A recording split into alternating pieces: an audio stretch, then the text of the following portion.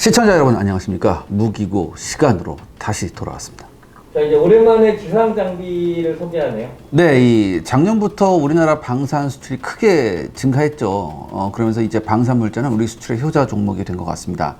특히 K9 자주포는 여러 나라에서 최고의 평가를 받으면서 이제 상종가를 치고 있죠. 하지만 언제나 라이벌은 있는 법입니다. 현재 우리 K9 자주포의 가장 큰 라이벌은 역시 독일의 PZH-2000이죠. 이번 러시아 우크라이나 전쟁에서 이 PZH-2000은 실전을 치르면서 역시 명불허전이라는 평가를 받았습니다. 따라서 오늘 샤레 군사연구소에서는 링스 장갑차와 하이마스에 이어 방산무기 라이벌 제3탄 독일의 PZH-2000 자주포를 알아보는 시간을 갖기로 하겠습니다.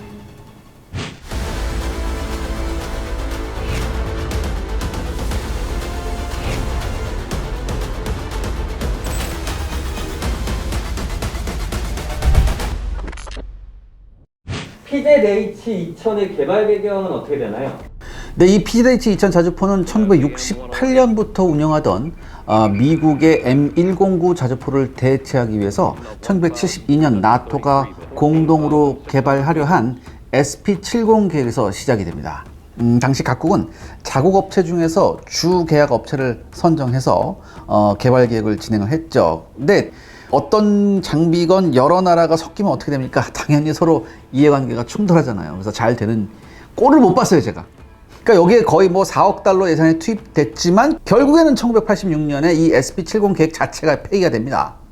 돈만 날린 거죠, 이 여러 나라들이. 그리고 당시 독일도 이 SP70 개발에 참가를 했었어요. 그러니까 독일은 어떻게 생각했냐면 이 레오파드 1 전차 차체에다가 155mm FH70 견인포를 탑재하는 그런 계획을 진행했었죠. 근데 이게 나토 내에서 보면 독자 개발을 추진하던 다른 국가가 이걸 찬성할 가능성이 거의 없었어요. 왜 너네 차체 쓰냐 뭐 이렇게 하겠지. 그래서 결국 독일도 SP70 자주포 개발 취소가 된 이후에 독자적으로 21세기에 적합한 새로운 SP2000 자주포 개발 계획을 진행합니다. 당시 포병의 운영 환경을 살펴보면요, SP2000 자주포의 요구 성능을 결정하게 된 이유를 짐작할 수 있습니다. 그러니까 여러분들 이 1980년대 포병은요, 대포병 레이더를 사용하고 있었어요. 그러니까 이때부터 대포병 레이더가 이제 본격적으로 나오기 시작했죠. 그리고 장래에는 대포병 레이더보다 정확하고 신속한 무인기 같은 정찰 장비가 대량 도입될 것이라고 정확히 이 회사는 예측을 하고 있었습니다. 때문에 진지 변환을 위한 신속한 사격 능력과 기동력이 매우 중요한 자주포의 성능으로 자리 잡기 시작하는 그런 시기죠. 따라서 고정 진지에서 장시간 사격이 아닌 적의 카운터 어택을 회피하면서 사격과 진지 변환을 2, 3분 간격으로 계속할 수 있는 자주포 시스템의 개발이 시작된 겁니다. 독일군이 SP2000 자주포에 요구한 성능은 다음에 7가지였습니다. 첫 번째, 탄약 보급 없이 계속 사격이 가능하도록 차 내에 60발의 포탄과 운용 장약을 탑재할 수 있는 적재 능력. 두 번째는 10초 버스트 사격 시 3발, 1분 최고 발사 속도 8발, 3분 20발의 발사 속도를 요구하였고요. 이 요구 성능을 만족시키기 위해서 자동 장전 장치를 장비해야 했죠. 세 번째는 적 포병보다 유리한 포격전을 위해서 로켓 추진탄이 아닌 일반탄으로 최대 사정거리 30km를 확보할 수 있어야 했습니다. 네 번째는 MBC 방어 능력, 즉 화생방 방어 능력이 있어야 됐고요. 다섯 번째는 레오파드 전차와 동등한 기동력이 있어야 됐었습니다. 여섯 번째, 자주포 부대가 독립적으로 작전 수행 능력을 확보할 수 있어야 했고, 마지막 7번째는 방어력의 향상과 탑어택 무기에 대한 방어력을 보유해서 생존성이 향상되어야 했습니다. 그리고 이 SP2000은 곧 PZH2000으로 명명이 바뀌게 되죠. 이 PZH라는 게 이제 판저 하우비트 이런 뜻이래요. 그러니까 이게 판저 하우비트는 뭐 장갑 곡사포 그런 뜻이래요. 그러니까 아무튼 이런 거로 이름이 바뀌었고 1992년 말부터 93년 초까지 4대의 시제 차량이 완성이 됩니다. 그리고 차례로 독일군한테 인계돼서 2년간의 운용 실험을 실시하게 되죠. 그 결과 1995년 최종 요구 성능을 결정하고요. 필요한 개량이 실시돼서 실전 배치가 시작이 됩니다. 처음에는요, 이 구형화되는 M109 자주포를 대체할 목적으로 1250대를 생산할 예정이었어요. 그런데 이제 불과 5, 6년 전에 동서독 통합이 됐잖아요. 그리고 이제 냉전이 지나가니까 어떻게 됩니까? 모든 나라가 겪는 일, 군비가 확 줄어들었죠. 그러니까 이 1250대는 무슨 개뿔. 최종적으로 185대만이 생산이 됩니다. 뭐 그 다음에 뭐 찔끔찔끔 또 나오긴 해요. 아무튼 이 PZH-2000의 생산은 크라우스 마파이사가 주 계약업체지만요, 라인메탈사가 핵심 참여 업체로 시스템의 50% 이상의 지분을 가지고 작업을 분담했습니다. 이 라인메탈사는 자주포의 차체 및 52 구경장 155mm 주포 등을 공급하게 됩니다. PZH-2000의 특징은 뭐가 있을까요? 먼저 차체부터 한번 보겠습니다. 이 PZH-2000은 다른 자주포와 마찬가지로 차체 전면에 엔진, 후부에 대형 포탑을 탑재해서 넓은 공간과 안정성을 실현했어요.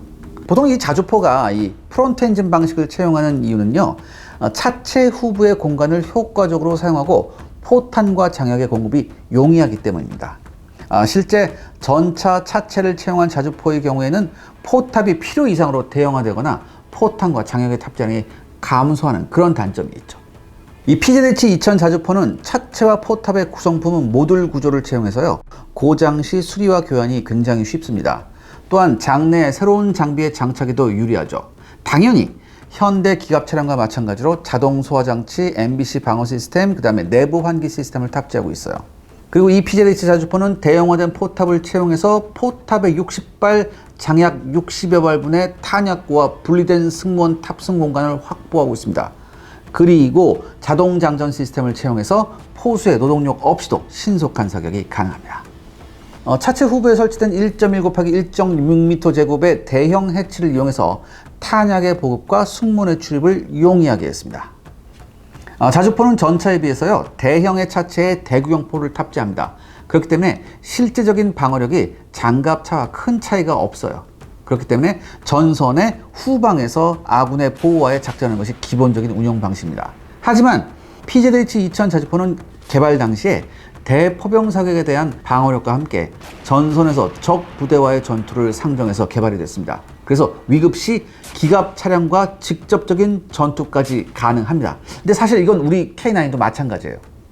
기본 방어력은 PZH-2000 자주포는 측면의 경우 12.7mm 기관총탄을 방어할 수 있는 능력을 보유하고 있습니다. 또한 탑어택 공격에 대비해서 포탑 위를 30mm 수준의 장갑으로 덮고 그 위에 반응 장갑을 추가 장착할 수 있는데요. 이 반응 장갑 장착은요, 승무원이 차체에 탑재하는 기본 공구만으로도 가능합니다. 하지만 이거는 러시아 우크라이나 전쟁 보셨잖아요. 뭐 전차 위에 반응 장갑 달았다고 전차가 박살이 안 났나요? 족족 다 박살났잖아요. 그래서 이런 건 뭐 별로 거의 쓸모가 없는 것 같고, 아무튼 그럼에도 불구하고 이 자주포라는 물건이 전차처럼 최전선에서 적한테 노출되는 물건이 아니라 후방에서 화력 지원이 주된 임무예요. 그렇기 때문에 차체와 포탑의 재질은 기존의 자주포가 경량화를 위해서 알루미늄을 사용했는데, 이 PZH-2000은 그것과는 달리 파편에 대한 방어력 향상을 위해서요, 고경도 방탄 강판으로 제작이 되었습니다. 이거는요, 영국의 AS90이나 우리나라의 K9 자주포도 마찬가지죠. 그 다음에 대공사격과 자위용으로는 포탑 위에 7.62mm 기관총을 탑재하고 있습니다. 연막탄 발사기는 포탑 앞에 8발, 뒤에 8발 모두 16발을 탑재하고 있죠. 그 다음에 차체 전면 왼쪽에 조종석, 그 다음에 오른쪽에 파워팩이 위치해 있습니다. 포탑에는요, 차장과 함께 포수와 장전수가 탑승을 합니다. 조종석에는 3개의 페리스코프가 있어요. 그래서 가운데는 영상 증폭식 암시 장비로 교환이 가능합니다. 그리고 개길이는요, 인체공학을 도입해서 굉장히 단순화했습니다. 그리고 핸들 위에는 엔진 연료를 포함한 차체의 상태를 나타내는 다목적 디스플레이가 상황을 표시하고 있죠. 그러면 독일제답게 기동성이 되게 좋겠죠? 네, 이 독일 육군은요, 레오파드 전차와 공동작전이 불가능한 M109 자주포를 대체하는 목적이 있었어요. 제가 아까 말씀드렸죠. 그렇기 때문에 이 PZH-2000 자주포는 독일군 기갑부대와 공동으로 작전해야 할 것을 요구받았었죠, 애초에. 그래서 이를 위해서 시제 차량에는 MTU-873 12기통 디젤 엔진을 탑재하고 있었습니다. 그리고 생산형은요, 그 최적이 30% 정도 감소한 993.6마력짜리 MTU-881 8기통 디젤 엔진을 탑재하고 있죠. 이 엔진과 이 자동 변속기가 통합돼서 부피가 작으면서 고장이 극히 적은 신뢰성이 높은 파워팩 시스템이 탄생한 겁니다. 이 독일제 파워팩 하면 여러분 뭐 잘 아시죠? 이거 세계 최고입니다. 알아줘요. 그러니까 우리나라도 K2에다 쓰고 뭐 K9도 쓰고 그렇죠. 그러니까 동일한 엔진 우리 K9도 써요. 그러니까 이것도 그런데 우리가 곧 이제 국산화 하죠. 뭐 그 얘기는 뭐 제가 지난번에 한번 말씀드렸고. 아무튼 그 다음에 이제 현가 장치는 유기압식보다는 못하지만 신뢰성과 완충 능력이 강화된 개량형 토션바 시스템을 채용했습니다. 이 덕분에 이제 미제 M109 이 자주포처럼 스페이드를 땅에 박지 않고서도 사격이 가능하죠. 이거는 우린 K9도 가능하고요. 이 PZH 자주포는 최고 속력은 60km입니다. 시속. 그리고 턴단 마력은 18마력 정도 되고요. 자주포 중에서 높은 급의 기동력을 발휘하고 있습니다. 자주포니까 공격력은 어떤가요? 네, 먼저 사격 통제 장치부터 보겠습니다. 이 PZH 자주포는요, 목표 정보만 있으면 정확한 사격이 가능한 데이터 처리 시스템, 그 다음에 항법 장치, 그 다음에 컴퓨터로 구성된 사격 통제 시스템을 탑재하고 있습니다. 굉장히 좋은 거예요. 근데 여러분 잘 아실 텐데 이 자주포가요, 정확한 사격을 하기 위해서는요, 일단 뭐가 중요합니까? 내가 어디 있느냐를 아는 게 굉장히 중요해요. 그러니까 자신의 위치를 모르면 초탄을 목표에 정확히 명중시키는 것이 불가능합니다. 이걸 위해서 PZH-2000은요, 차내에 관성 항법 장치와 GPS를 탑재하고 있습니다. 그래서 정확한 위치와 목표의 방해를 측정할 수 있죠. 그리고 목표에 대한 정보는 음성 통신보다는 주로 데이터 통신을 사용해서 전송하는 시스템을 구축하고 있습니다. 그렇기 때문에 신속하게 사격이 가능해요. 그 다음에 사격을 통제하는 마이크 모스 컴퓨터는요, 목표 정보, 데이터 처리, 항법 장치를 사용해서 정확하게 목표까지의 방위, 안각을 산출해서 단시간에 목표를 조준해서 초탄으로 명중시킬 수 있는 그런 능력이 있습니다. 따라서 사격 명령 시 30초 이내에 사격을 시작해서 1분간 사격하고 30초 이내에 다른 진지로 이동할 수 있거든요. 그러니까 2분 간격으로 진지를 변환하면서 사격이 가능합니다. 그리고 당연히 TOT 사격 능력은 기본이죠. TOT, 타임 온 타겟 사격 능력. 그러니까 각도를 달리하면서 한 곳에 동시에 포탄이 떨어지게 하는 능력. 그 다음에 보조 시스템으로는요, 기존의 광학식 조준 시스템도 보유하고 있습니다. 특히 여러분 여기서 중요한 게 뭐냐, 이 PZH-2000은 독일 라인메탈사의 둔감 장약을 채용했어요. 또한 탄약 클립의 개념의 자동 장전 장치로 인해서 분당 8발의 포탄 발사가 가능합니다. 그리고 1분 47초 만에 20발을 발사한 영상도 있어요. 찾아보면. 근데 이것이 가능했던 건요, 제가 말씀드렸듯이 둔감 장약 덕분입니다. 이 둔감 장약은요, 말 그대로 열 전도에 둔감하게 반응하는 장약이에요. 그러니까 여러분 생각해 보세요. 만약에 계속해서 그 대포가 포탄을 발사할 경우에는요, 포 장전부와 포신은 말 그대로 엄청난 고열로 달구어진 상태가 됩니다. 그리고 이 상태에서 일반 장약을 쓸 경우 자칫 포탄이 장전 과정에서 포미에서 폭발할 위험성도 있어요. 이른바 이게 쿡오프 현상이죠. 아니면 탁 튀어나가든가. 그런데요, 열 전도에 둔감한 장약을 사용하면요, 포신이 열을 받아도 장약의 발화점이 높아서 탄이 폭발할 걱정 없이 지속해서 사용이 가능합니다. 이 둔감 장약 부문에서 가장 기술 경쟁력을 가지고 있는 나라는 역시 독일이에요.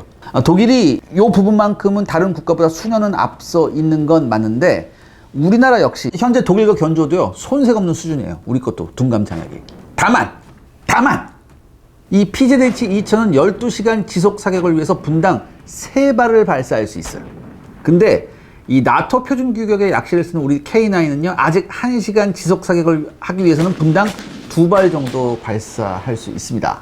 그러니까 이거는 이제 한마디로 이제 포신의 그 내구성 문제인데, 이건 제가 조금 이따 다시 한번 말씀드릴게요. 아무튼 또한 이 자주포는요, 간접 사격이 원래 주 임무잖아요. 곡사포니까. 근데 유사시 적을 마주치면 포화를 직접 교환하는 직접 사격이 가능해요. 그리고 실제 그런 훈련을 실시해요. 근데 이런 개념은 비교적 이제 뭐 90년대 이후에 나왔거든요. 근데 제가 앞서 언급한 대로 우리 K9 자주포도 이런 훈련을 하고 있거든요. 근데 이 PZH-2000의 직접 사격을 위한 사격 통제 시스템은요, 그래도 꽤 좋은 거예요. 차장용으로는 이 페리 RTNL80 조준경을 쓰는데, 이게 주야간 탐지가 가능한 전자광학 시스템입니다. 그 다음에 주간용 TV 카메라, 야간용 열 영상, 그 다음에 레이저 거리 측정기로 구성되어 있어요. 그리고 보조용으로 주간 전용인 페리 RTNL19 직접 조준경도 갖고 있습니다. 실제 미국이 한번 실험한 결과를 보면요, 중량이 40kg이 넘는 155mm 포탄을 직격으로 맞게 되면 2세대 전차는 포탑이 날아갑니다. 그 다음에 3세대 전차도 포신이 내려앉고 완전히 전투력을 상실할 정도로 큰 타격을 입어요. 그렇게 얘기해 주시니까 네. 주포화력이 어느 정도 될 수 있다 궁금하세요. 네, 이 PZH 자주포는 독일, 미국, 영국, 이탈리아의 신형 자주포 협정으로 개발한 52 구경장 155mm 주포를 탑재하고 있습니다. 이 자주포는 장포신을 채용해서요 155mm 표준탄으로 30km의 사정거리를 확보할 수 있었죠. 그 다음에 사거리 연장용 로켓 추진탄, 보통 이제 랩탄이라고 하는데 요거를 사용할 경우에는 사정거리가 40km까지 나와요. 그리고 제가 말씀드렸죠, 이게 발사속도 높이기 위해서 자동장치 장치에 채용했다고. 근데 당시 이 대구경포의 경우에 포신을 이제 부항각을 수평으로 한 상태에서 장전을 했었어야 돼요. 예. 그러니까 이게 자동장전 장치가 장전을 하려면 포신이 이게 수평이 돼야 된단 말이지. 근데 이 PZH 2000의 부양각은요, 마이너스 2.5에서 플러스 65도 여기까지 이제 움직일 수 있거든요. 그리고 자동장치는 안각 상태에서도 장전할 수 있어요. 그렇기 때문에 고속 발사가 가능한 거죠. 그리고 이제 60발의 포탄과 60여 발분 장약 중에서 자동장전 장치에 장착된 32발의 포탄을 신속하게 사격할 수 있습니다. 그러니까 이 자동장전 장치가 혼자 다 하니까 이 포스 위에 2명의 장전수가 있다고 했잖아요. 얘네는 뭐 하냐면 신관 입력하는 작업하고 그 다음에 사격 시스템에 조작하고 데이터 입력 같은 거, 그런 작업을 해요. 시청자 여러분들의 구독과 좋아요는 영상 제작에 정말 큰 도움이 됩니다. 여러분들 부탁드리겠습니다. 구독과 좋아요. 이 PZH-2000은요, 이 155mm 구경의 고폭탄, 연막탄, 뭐 조명탄 등등등 뭐 재래식탄들을 죄다 쓸 수 있고요. 155mm 카고탄이나 155mm 스마트 155 유도포탄 등을 사용해서 기갑 부대를 정확히 공격할 수도 있습니다. 이른바 상부 공격 지능탄이죠. 이 특히 스마트 155 유도포탄은요, DM702라는 제식 명칭을 가지고 있습니다. 독일의 DL사가 라인메탈하고 합작해서 이제 개발한 포탄인데, 낙하산이나 자세 저용 로켓으로 감속한 뒤에, 포탄 떨어지는 걸 감속한 뒤에 탐지기 등의 센서로 탐지해서 상부를 공격하는 방식이에요. 이 탄에는요, 다중 모드의 센서를 보유하고 있는 지능자탄 2발이 내장이 되어 있습니다. 원래는 3발이 내장될 계획이었는데 이게 3발로 하니까 위력 증대가 안 된다. 그래서 차라리 2발로 큰 걸 해서 위력 증대하자. 그래서 2발로 축소했어요. 다만 이게 나름 이제 집속탄의 성격이 있거든요. 그래서 집속탄 분류에 대한 논란이 좀 있긴 해요. 그런데 이번 러시아 우크라이나 전쟁에서 이 탄이 사용된 것으로 확인이 됐어요. 또한 독일 육군은 나토에서 처음으로 라인메탈사가 개발한 MTLS 또는 DM7이라는 모델명의 모듈식 추진 장약 체계를 도입했습니다. 요 탄약은요, 외피가 딱딱한 소진식 탄피로 되어 있어요. 그래서 자동장전 장치를 이용한 장전을 가능하게 합니다. 대신 이게 약점이 있습니다. 약실이 굉장히 빨리 더러워져요. 그래서 독일이 어떻게 대응했냐? 이 약실 안쪽을 크롬 도금을 해버려요. 이렇게 해서 대응을 했죠. 그래서 이래서 좀 비싼긴 한데 아무튼 이 장약은 155mm 52 구경장포에서 사용할 경우에 최대 6개, 그 다음에 39 구경장에서 사용할 경우에는 5개를 사용합니다. 그 다음에 중요한 게 사정거리인데, 이 사정거리는요, L15A1 고폭탄을 사용할 경우에 34.5km를 날아가요. 그 다음에 탄저부 항력 감소 장치를 적용할 경우에는 사거리가 37km로 증가합니다. 그리고 제가 아까 말씀드렸던 로켓 추진 보조탄 랩탄을 쓸 경우에는 40km. 그리고 신형 V 랩탄 사용 시는 무려 56km까지 사정거리가 나옵니다. 탄저부 항력 감소 장치. 네. 이거는 뭔가요? 네, 이 대기 중에서요, 포탄을 발사하게 되면 발사된 포탄의 표면을 따라서 공기가 흐르게 되겠죠. 이게 이제 유체역학적으로. 근데 지속적으로 로켓 추진체가 아닌 포의 약실에서 순간적인 폭발로 인한 압력으로 추진된 일반 포탄은요, 이 탄 저부에, 탄 밑에 부분에 일종의 진공 상태가 발생하게 돼요. 이거를 보통 탄 저부 항력, 드래그 포스라고 하는데, 근데 이 탄 저부 항력은요, 포탄이 나아가는 것을 방해하는 효과를 발생합니다.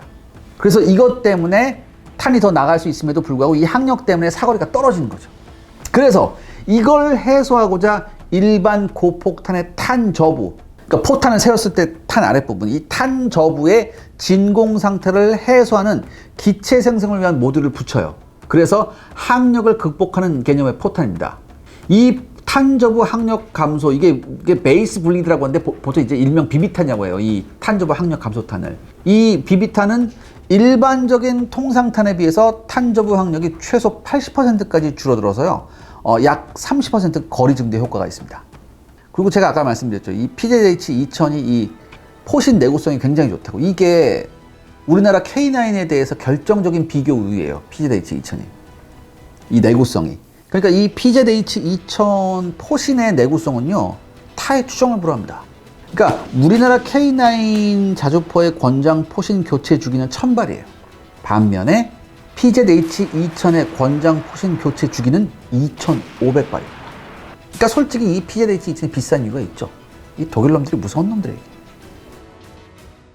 PZH-2000은 지원 장비도 있다고 그러던데요. PZH-2000 자주포는 자체가 우수한 성능을 가지고 있지만 효율적인 목표 정보 탐지 시스템의 지원이 없으면 그냥 옛날 구형 자주포하고 똑같은 거죠. 눈이 어떻게 되느냐. 눈을 누가 대신 봐줘서 데이터 전송하냐. 이게 중요한데 이 PZH-2000을 위한 정찰 시스템과 대포병 레이더는요. 데이터 통신 시스템으로 연결이 되어 있습니다. 그래서 신속하고 효율적인 정보 교환이 가능해요.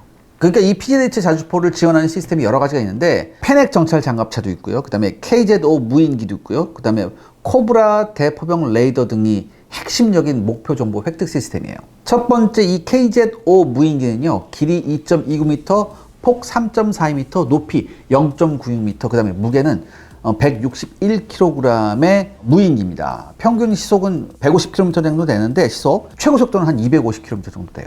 이 무인기는 목표 지점 상공에서는 시속 120km로 천천히 비행하면서 지속적으로 표적을 관찰해서 데이터를 전송할 수 있습니다. 작전 고도는요 300m에서부터 3500m까지 나와요. 그리고 채공 시간이 무려 3시간 30분 이상입니다. 이 KZ-5 무인기는 주간용 TV 카메라, 야간용 열 영상, 그 다음에 지상 관측용 소형 SAR 레이더를 사용해서 목표를 탐지하고요. 데이터 통신으로 목표를 전송합니다. 이 무인기는 65km 떨어진 거리에서 표적을 탐지하고 추적하면서 화력을 평가할 수 있는 센서도 보유하고 있죠.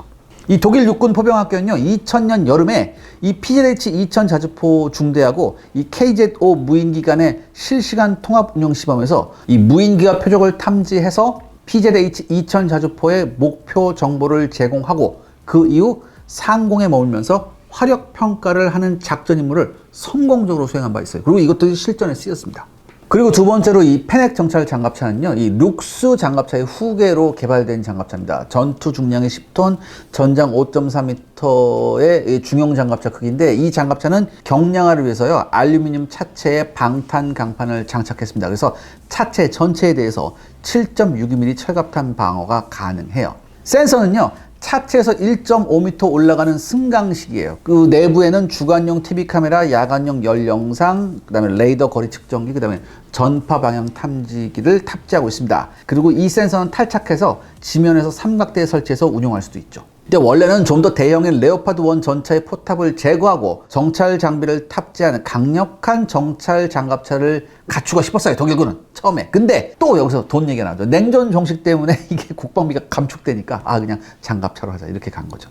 그 다음에 마지막으로 이제 대포병 레이더가 있는데 이거예요. 대포병 레이더가 잡으면 그 데이터를 주면 얘가 카운터 어택 날리는 용도로. 그래서 이 대포병 레이더가 중요한 건데 이 독일하고 영국은요 공동으로 이 대포병 레이더를 개발했어요. 이게 코브라라고 해요. 이제 카운터 배터리 레이더라고 해서 코브라라고 하는데 이 레이더는요 레이더와 정보 처리 시스템을 통합해서 독일의 만사의 8륜 구동 트럭에 탑재된 포병 부대형 레이더 시스템이에요.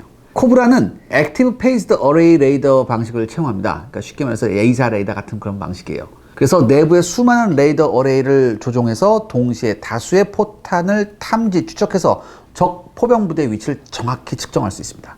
최대 탐지 거리는 40km로요. 다량의 탄이 동시에 하늘에 날고 있어도 각각의 각도 포지션을 분석해서 동시 다위치 판단이 가능합니다. 그리고 이제 고정할 때는 90도 범위지만 회전할 때는 270도 범위를 탐지할 수 있고요. 그리고 동시에 포탄 발사를 한 적 포병중대 보통 포병중대 한 6문에서 8문 정도 포가 있는데 이 포병중대 4개 이상의 진지 위치를 2분 이내에 정확히 측정할 수 있어요. 그리고 최근에는요. 직접 인공위성이나 여타 무인 장비로부터 데이터를 전송받아서 즉시 사격이 가능한 소프트웨어 업그레이드도 했다고 합니다. 근데 이게 성능이 굉장한 것 같은데 이런 정도면 막 되게 많이 팔렸겠네요. 이게 워낙 고가 차량이에요. 그래서 생각보다 운용하는 국가가 많지가 않아요.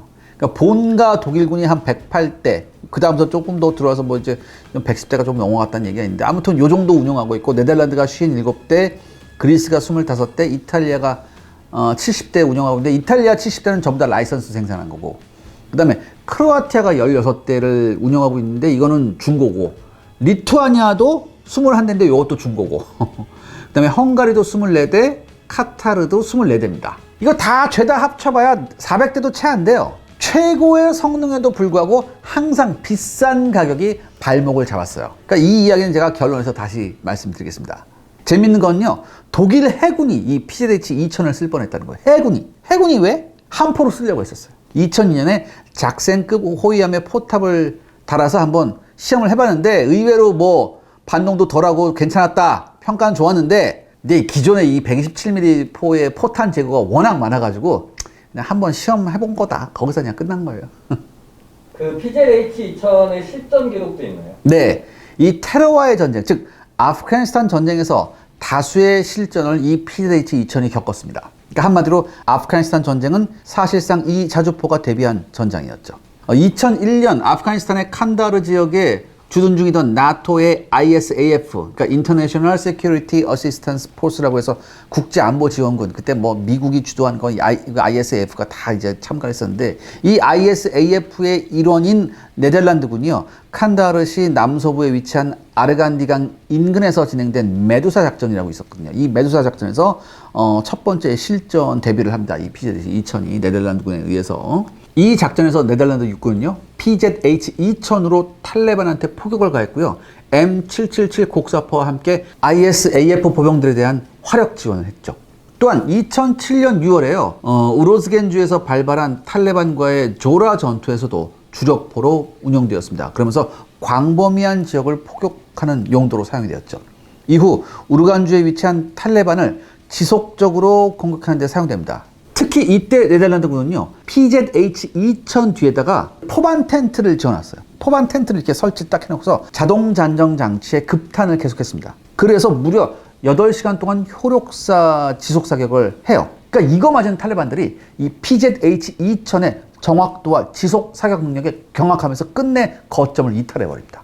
그 다음에 2010년 벌어진 하암마자가 작전에서는요, 독일군 소속의 PZH-2000 자주포가 동원돼서요, 독일군 공수부대한테 이제 화력 지원을 해줬죠. 그리고 여기서 작전을 성공시키면서 그 지역 2개의 마을을 해방시키는 데 공헌을 하게 됩니다. 그리고 최근 러시아 우크라이나 전쟁에서 PZH-2000은 다시 한번 스타로 등극합니다. 독일이 14대를 시작으로 네덜란드 8대, 이탈리아가 5대를 공유해서 총 27대, 약 4개 포병 중대 규모의 PZH-2000을 우크라이나에 공유했죠. 먼저 독일이 제공한 10대의 PZH-2000이 도착을 했습니다. 그래서 돈바스 등 우크라이나군의 최전선에서 상당한 화력을 발휘했죠. 그러니까 여기서 이 자주포의 능력이 10분발이 돼요. 그러니까 러시아군한테 신속하고 정확하게 포격을 한 후에 즉시 러시아군 정찰망에 걸리지 않게 숲으로 이동했어요. 게다가 우크라이나에 공급된 각종 사거리 연장탄이 굉장히 많았어요. 뭐 랩탄도 있었고 비비탄도 있었고 굉장히 많았거든요. 이거 덕분에 50km대의 사거리를 발휘하는 그런 이 PZH-2000한테 러시아군이 혼쭐이 납니다. 굉장히 괴로운 전투를 했었어요, 러시아군이. 그러니까 러시아군이 포격 얻어맞으니까 대포병 사격으로 카운터 어택을 실시했지만 번번이 PZH-2000 사냥에 실패하게 됩니다. 그런데 이제 문제점도 이제 발견됐죠. 그러니까 이게 굉장히 무리한 운영을 많이 했어요. 그러니까 우크라이나 입장에서는 어쩔 수 없었죠. 막 이게 그나마 이게 쓸만하니까 막 갖다 쓴 거야. 근데 이 독일의 시사주간지 슈피겔 보고에 따르면요, 우크라이나군에 인도된 PZH-2000 중 일부가 오작동해서 긴급히 수리가 필요해서 전선에서 이탈했다고 합니다. 그러니까 원래 독일 연방군 규정에는요, 하루 100발의 포탄 발사가 매우 고강도 임무예요, 이 PZH-2000한테. 하지만 다급하니까 100발만 쐈겠어, 우크라이나군이? 아니죠. 실제로 한 200발 쐈대요. 그러니까 이제 고장이 안 날 수가 없지. 더욱이 장거리 목표물을 타격하기 위해서 뭘 많이 썼겠어요? 랩탄 같은 거냐, 비비탄 같은 거 굉장히 많이 썼을 거 아니야. 그러니까 이게 랩탄이나 비비탄이 이게 포신하고 전체에 상당한 무리가 가는 그런 탄이에요. 장약도 세고 그렇기 때문에. 이런 등등등등의 이유로 이제 전선에서 이탈하는 그런 자주포가 많이 나왔다. 이후 투입된 다른 PZH-2000 역시 비슷한 사정으로 수리를 반복하게 됩니다. 우리가 K9을 이제 많이 개량을 했잖아요. 그래서 이제 K9A3까지 이제 가게 됐는데, 그러니까 우리도요, 이런 실전 사례를요, 적극적으로 참고해야 할 거예요. 그러니까 독일 측에서는 볼멘사를 했죠. 야, 너네 그렇게 막 하면 이거 큰일 나. 이렇게 얘기했는데, 근데 사실 우크라이나군을 비난하기도 힘든 상황이죠. 그렇잖아요. 당연히 전체적인 포병 전력에서는 러시아군한테 열세잖아요. 러시아군이 10,000발 쏠 때 얘네 1,000발 쏠 수 있다고 10분의 1이에요. 수적으로는 적으니까 어떻게 질적으로라도 우리가 우위에 있어야 된다. 그러니까 이거를 안 쓸 수가 없었겠지, 우크라이나 입장에서도. 그리고 사실 우크라이나군의 운용 미숙도 한몫했을 것 같아요. 그러니까 원래 이게 이 PZH-2000의 운용 요원 교육 과정이요, 6개월짜리예요. 그런데 전쟁이 터지니까 워낙 다급해지니까 이 과정을 2, 3개월로 크게 줄여버렸어요. 짧은 기간에 비해서는 우크라이나군이 열성적으로 많은 것을 배웠다고 해요. 그렇지만 압축된 교육 과정의 부작용은 분명히 있었을 거다. 특히 어떤 부분 유지보수라는 측면에서. 그리고 또 다른 문제가 생깁니다. 여기서 뭐였냐? 탄약 문제예요. 그러니까 이게 처음부터 PZH-2000용으로 제작된 탄약들은 아무 문제가 없어요. 그런데 의외로요, 다른 나라에서 나토 표준으로 만들어진 탄약들 중에는요, 이게 PZH-2000의 자동장전 장치에 넣으니까 고장을 일으키는 경우가 꽤 있었대요. 그래서 어쩔 수 없이 어떻게 수동으로 장전했다. 혹은 아예 운영이 안 되는 경우도 있었대요. 그러니까 원래 이 PZH-2000도 나토 표준 사양에 맞는 거거든요. 이게 다 약실이고 뭐고. 그래서 당연히 호환성이 있어야 하지만 그렇지 못했다는 얘기죠. 이런 점에서 우크라이나뿐만 아니라 타국의 전시 운영에서도 문제가 생길 수 있다. 이런 게 굉장히 지금 심각하게 받아들여지고 있대요. 그런데 이 점은요, 놀랍게도 우리가 조금 유리합니다. 왜냐하면 우리는 유사시 철저하게 미군과 공조를 해야 하기 때문에 본의 아니게 미군 탄에 맞춰 탄약을 표준화했어요. 즉 나토 표준화가 이미 돼버렸죠. 그리고 수출 과정에서도요, 수출 대상국의 포탄 실험을 했는데 전혀 문제가 없었다고 합니다. 그러니까 이제 이 점만큼 우리가 조금 유리한 것 같아요. 뭐 걔네가 근데 뭐 이것도 뭐 해결 못할 문제는 아니겠지. 또 하나, 우크라이나에 공유된 PZH-2000이요, 신품이 아니라는 점도 한번 감안을 해봐야 됩니다. 왜냐하면 이게 독일하고 네덜란드에서 쓰던 거 중고를 급해서 준 거잖아. 그러니까 일단은 정비를 해서 주긴 했어요. 정비를 해서 주긴 했는데 여러분 아시겠죠? 중고는 중고예요. 에? 중고차는 중고차라는 얘기야. 그러니까 짧은 시간 안에 우크라이나에 보내야 했으니까 나름 이제 서둘렀겠지, 정비도. 그러니까 이런 거 저런 거 고려를 하면은 차량에 따라서 상태가 썩 좋지 못한 놈도 분명히 있었을 것이다. 이게 바로 독일 언론들의 추측입니다.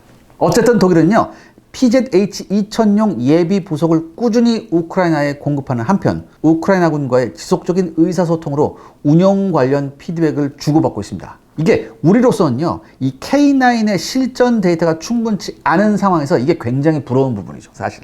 또 폴란드의 임시 정비센터를 개설해서 현지에서 우크라이나군이 정비하지 못할 정도의 큰 고장은 폴란드에서 수리하게 조치를 했습니다. 그러니까 여러분, 역시 아무리 우수한 무기도 뭐다? 지속적인 유지보수와 피드백이 없이는 정상적으로 운영될 수 없다는 게 여기서도 그대로 드러났죠. 시청자 여러분들의 구독과 좋아요는 영상 제작에 정말 큰 도움이 됩니다. 여러분들 부탁드리겠습니다. 구독과 좋아요. 자, 오늘의 결론은 어떻게 되나요? 네, 우리 K9 자주포의 최대 라이벌인 PZH-2000은 명불허전입니다. 사실 역시 우수하면서도 무서운 자주포예요. 현 시점에서는 가히 최고라고 할 수 있습니다. 그러나 바트 항상 비싼 것이 가장 좋은 것은 아닙니다. 싸고 좋은 물건은 없지만 항상 비싼 것이 항상 가장 좋은 것은 아니에요. 일단 뭐냐, 너무나 비싼 가격에 생산량이 받쳐주질 못해요. 그렇기 때문에 뭐에 실패했다? 규모의 경제에서 실패했어요. 그러니까 현재까지 400대도 채 생산되지 않았죠. 반면 우리 K9은 어때요? 수출만 700대예요. 더욱이 전체적인 퍼포먼스 면에서 PZH-2000과 우리 K9은요, 그렇게까지 차이가 나지 않아요. 즉 가성비 측면에서 우리 K9은 해자 중에 해자죠.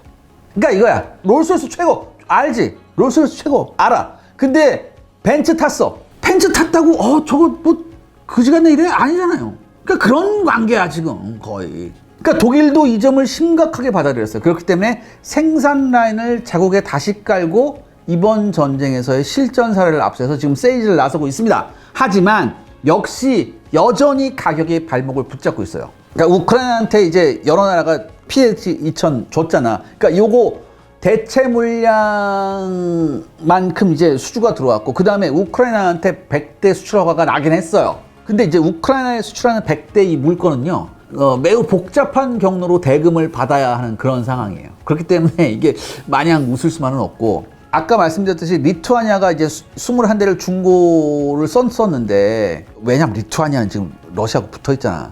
그래서 리투아니아가 급한 마음에 우리 PZ-2000 더 살래 라고 했는데 너무 가격이 높으니까 못 사겠다. 그래서 결국엔 프랑스의 세자르를 샀어요. 차륜형 자주포 구매로 이거 바꿔버렸다고. 또 하나, 이 PZ-2000요 실전을 치르면서 아무래도 탄약 보급차가 있는 편이 좋겠다는 의견이 계속 나왔어요. 근데 원래 이게 탄약 보급차가 있었는데, 계획에 있었는데 이것까지 하면 지나친 가격 상승이 있다라고 해서 이게 취소돼 버렸거든. 그래서 이게 좀 계속해서 이게 PZ-2000의 발목을 잡아요. 그런데 우리 K9은요, PZ-2000 한 대 가격이면 K9 두 대에다가 탄약차까지 살 수 있어요. 더욱이 우리 K9은 꾸준히 업그레이드 되고 있습니다. 그래서 버전이 지금 A3까지 가고 있죠. 근데 PZ-2000은요, 비용 상승 문제 때문에 엄두를 못 내고 있어요. 업그레이드. 그러니까 제가 여기서 여쭤보겠습니다. 여러분한테. 여러분면 뭘 선택하시겠습니까?